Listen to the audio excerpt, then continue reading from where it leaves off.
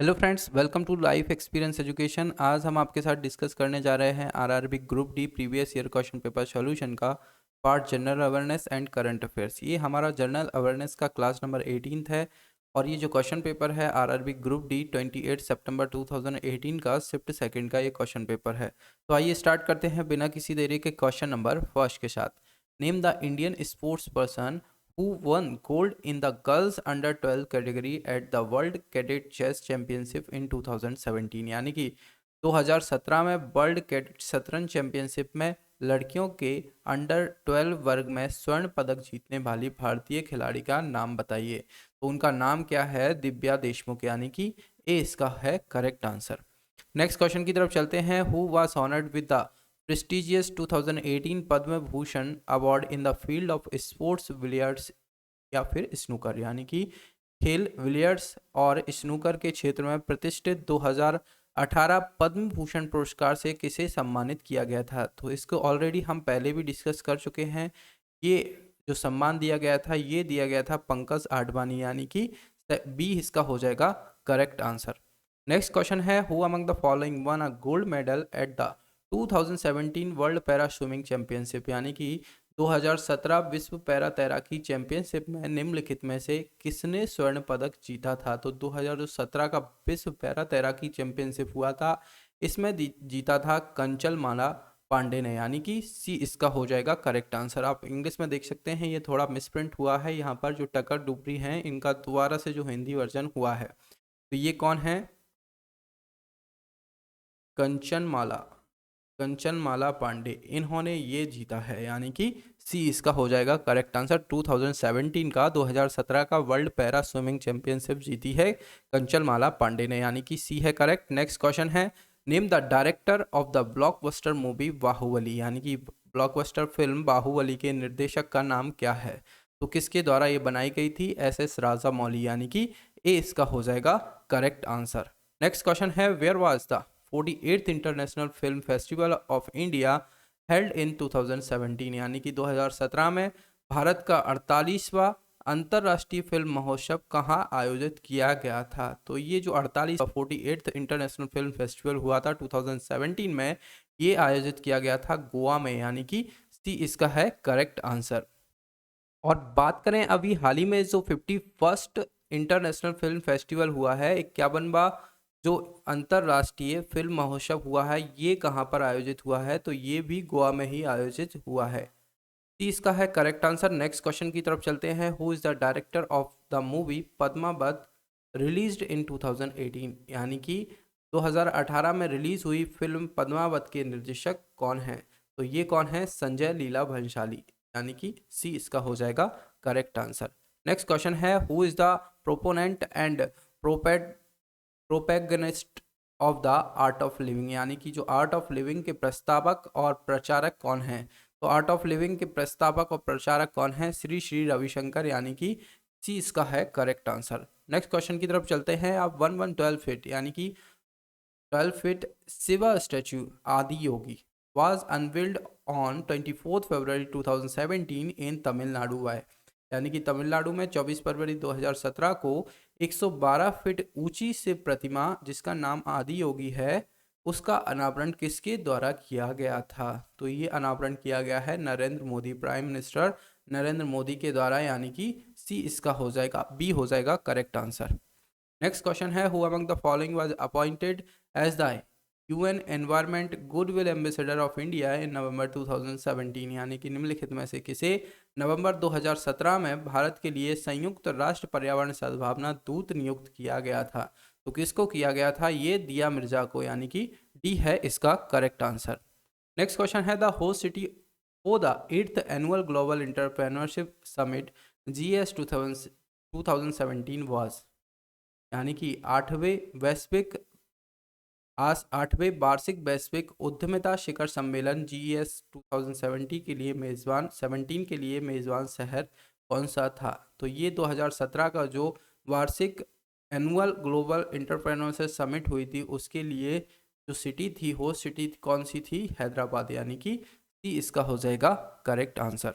Next question है, who among the following is the union minister of human resources development government of India as 1 March 2018, यानी कि निम्नलिखित में से कौन सा 1 मार्च 2018 तक केंद्रीय मानव संसाधन विकास मंत्री भारत सरकार के रहे थे? तो कौन है? प्रकाश जावड़ेकर, यानी कि बी इसका हो जाएगा करेक्ट आंसर।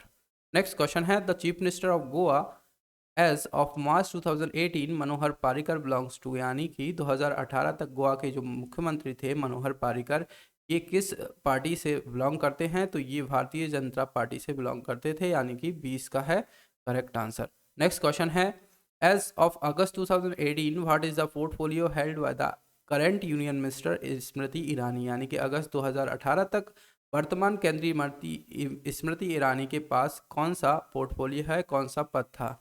तो ये पद था उनके पास मिनिस्ट्री ऑफ टेक्सटाइल्स। ठीक है, मिनिस्ट्री ऑफ टेक्सटाइल, यानी इस ये जो क्वेश्चन था इसको कैंसिल किया गया था आरआरबी ग्रुप डी के द्वारा। ये आपको मिनिस्ट्री ऑफ टेक्सटाइल्स इनके पास ये पद था। अब प्रेजेंट टाइम पर जो बाल विकास मंत्री थी, वुमेन्स एंड चाइल्ड डेवलपमेंट मंत्री थी, उनकी पद भी इन्होंने धारण किया है। वुमेन्स एंड चाइल्ड डेवलपमेंट का पद भी अभी प्रेजेंट टाइम पर किसके पास है? स्मृति ईरानी जी के पास है। तो इसका करेक्ट आंसर क्या हो जाएगा? ये ऑप्शन को कैंसिल किया गया था, इसका करेक्ट आंसर है ministry of textile. Next question है, Kautilya Arthashastra gives us information about the dash administration, यानी कि कौटिल्य का जो अर्थशास्त्र हमें किस प्रशासन के बारे में जानकारी देता है? तो ये मौर्यन जो है शासन प्रशासन था उसके बारे में जानकारी देता है कौटिल्य का अर्थशास्त्र, यानी कि ए हो जाएगा करेक्ट आंसर। नेक्स्ट क्वेश्चन है, फतेहपुर सीकरी और the city of victory was dash capital for 12 years, यानी कि फतेहपुर सीकरी या सिटी ऑफ विक्ट्री 12 वर्षों के लिए किसकी राजधानी थी? तो किसके काल पर, किसके शासनकाल पर वो राजधानी बनी थी, या फिर इसको सिटी ऑफ विक्ट्री कहा जाता है? फतेहपुर सीकरी को बुलंद दरवाजे के नाम से भी इसको जाना जाता है। तो ये किसके शासनकाल में राजधानी थी 12 साल तक? ये अकबर के शासनकाल में थी, यानी कि डी इसका हो जाएगा करेक्ट आंसर। डी हो जाएगा इसका करेक्ट आंसर। नेक्स्ट क्वेश्चन है, Durga Puja is the main festival of, Durga Puja कहाँ का मुख्य त्यौहार है? तो जो दुर्गा पूजा है ये पश्चिम बंगाल का मुख्य त्यौहार है, यानी कि सी इसका हो जाएगा करेक्ट आंसर। अब बात हो रही है पश्चिम बंगाल वेस्ट बंगाल की, तो इसका कैपिटल क्या है? कोलकाता। और कोलकाता के बारे में जब भी हम बात करते हैं तो ये किस नदी के किनारे बसा हुआ है? तो ये हुगली रिवर के किनारे बसा हुआ है कोलकाता। किस नदी के किनारे? हुगली रिवर के किनारे। साथ ही में बात करें इस यहाँ की जो सीएम है कौन है? ममता बनर्जी, और गवर्नर हैं जगदीप धनखड़। यहाँ पर कौन कौन से नेशनल पार्क हैं? एक तो सुंदरबन और एक है वक्शा। ये दोनों नेशनल पार्क यहाँ के फेमस है। Jaldapara Mahananda wildlife sanctuary famous है। कौन कौन सी? जलदपारा और महानंदा वाइल्ड लाइफ सेंचुरी। तो इतना कुछ आपको वेस्ट बंगाल से याद रखना है, पश्चिम बंगाल से याद रखना है। सी है करेक्ट आंसर। नेक्स्ट क्वेश्चन है, the dash in India are generally known as tidal forest, यानी कि भारत में किसको आमतौर पर ज्वारीय वन के रूप में जाना जाता है? तो वेटलैंड्स को जाना जाता है टिडल फॉरेस्ट के रूप में, यानी कि डी इसका हो जाएगा करेक्ट आंसर। नेक्स्ट क्वेश्चन है, grey revolution is related to, ये कईयों बार इस टाइप के क्वेश्चन पूछे गए हैं। तो ग्रे क्रांति, ग्रे रिवोल्यूशन किससे संबंधित है ये आपको बताना है। तो ये है फर्टिलाइजर से रिलेटेड, यानी कि ए इसका हो जाएगा करेक्ट आंसर। उर्वरक से रिलेटेड है ग्रे रिवोल्यूशन। अब इससे रिलेटेड हमने कईयों बार ये इस टाइप के क्वेश्चन डिस्कस किए हैं। हमने बात की है जो ब्लैक रिवॉल्यूशन है ये किससे रिलेटेड है? ये है पेट्रोलियम से रिलेटेड है। साथ ही में ब्लू के बारे में बात की थी, ब्लू रिवॉल्यूशन ये फिश प्रोडक्शन से रिलेटेड है। फिर बात की थी हमने ब्राउन रिवॉल्यूशन, ये किससे रिलेटेड है? ये है लेदर और कोकोआ से रिलेटेड है ब्राउन रिवॉल्यूशन। साथ ही में ग्रीन रिवॉल्यूशन आप सभी को पता ही है, ग्रीन रिवॉल्यूशन किससे रिलेटेड है? एग्रीकल्चर से रिलेटेड है ग्रीन रिवॉल्यूशन। फिर बात करें ग्रे रिवॉल्यूशन, तो ये है फर्टिलाइजर से रिलेटेड। फिर उसके बाद आता है वाइट रिवॉल्यूशन, वाइट किससे रिलेटेड है? मिल्क और डेयरी प्रोडक्शन से। और येलो रिवॉल्यूशन, येलो के बारे में भी याद रखना है, ये है ऑयल सीड से रिलेटेड है। तो इतना कुछ आपको इंपॉर्टेंट जो है उनके बारे में हमने आपके साथ डिस्कस किया है, ये सब आपको याद रखना है। ए है करेक्ट आंसर। नेक्स्ट क्वेश्चन है, according to the world bank what is India's position among the world economic west on the year 2017, यानी कि विश्व बैंक के अनुसार वर्ष 2017 के आधार पर विश्व अर्थव्यवस्थाओं में भारत की स्थिति क्या है। तो भारत की स्थिति, भारत कौन से प्लेस पर है? 6th प्लेस पर है, यानी कि सी इसका है करेक्ट आंसर। साथ ही में बात हो रही है वर्ल्ड बैंक की, तो जितनी भी जो इम्पोर्टेंट ऑर्गेनाइजेशन है उससे भी क्वेश्चन, कोई ना कोई क्वेश्चन बनता है। तो वर्ल्ड बैंक है, तो वर्ल्ड बैंक का फॉर्मेशन कब हुआ है सबसे पहले तो बात करें तो इसका फॉर्मेशन हुआ है 1944 में, 1944 में इसका फॉर्मेशन हुआ है। और इसका हेड क्वार्टर कहाँ पर है? हेड क्वार्टर है वाशिंगटन डीसी। कहाँ पर है? Washington DC. Washington DC US में इसका है हेड क्वार्टर। और इसके जो प्रेसिडेंट है अभी प्रेजेंट टाइम पर वो कौन है? David Malpass. कौन है? डेविड मालपास इसके हैं प्रेसिडेंट। और एमडी एंड सीईओ के बारे में बात करें तो ये कौन है अभी प्रेजेंट टाइम पर? तो ये है अंशुला कांत। कौन है? अंशुला कांत।